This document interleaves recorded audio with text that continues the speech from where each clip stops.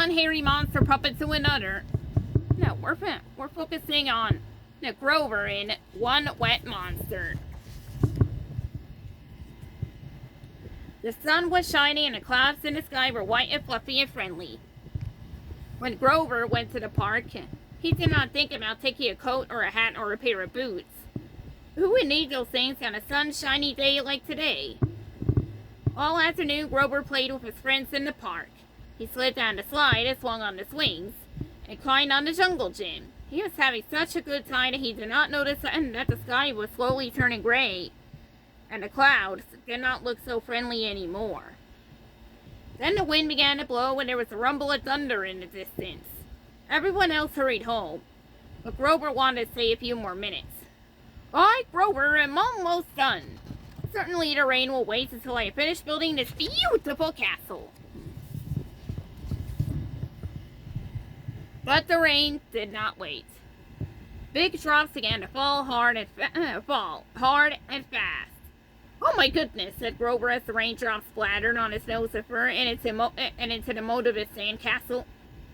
I had better hurry home as fast as I can. My fur is getting wet. Sometimes it is nice to be outside when it rains. It is nice to feel the gentle spring rain, with a soft sprinkling mist, which can make rainbows appear.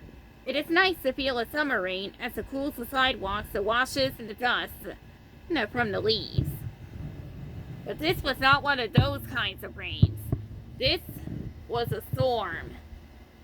The rain was cold and it came down in hard, driving sheets that made it hard for Grover to see what was in front of him. It was not the kind of rain a monster likes to be outside in. Grover's mommy saw that it had started to rain. She put on a raincoat, got her umbrella, and headed toward the park to find Grover. But Grover had decided to take a different way home. So while his mommy was walking on the sidewalk to the park, Grover was running through backwards. Was running through backyards toward home.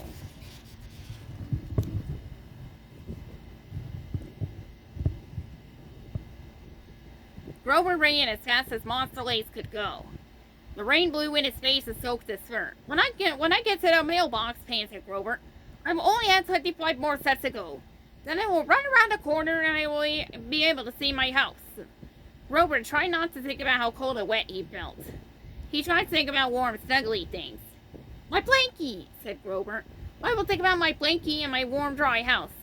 I will think about my mommy giving me a hug. At last Grover passed the mailbox, turned the corner, and saw his house. He could see the light on, and he could see his mommy waiting for him at the door. I came to look for you, she said, but I could not find you.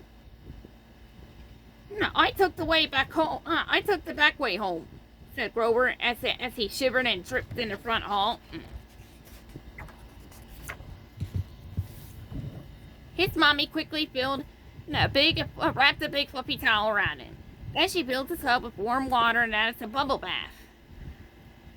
Grover climbed into the tub, and it made him feel warm and tingly all over. When he had finished his bath and he was warm and dry, Grover said, Mommy, I was scared in that storm. And I was worried, said Grover's mommy. She gave him the biggest hug a mommy monster could give her little monster. Then they sat together drinking hot chocolate and listening to the rain.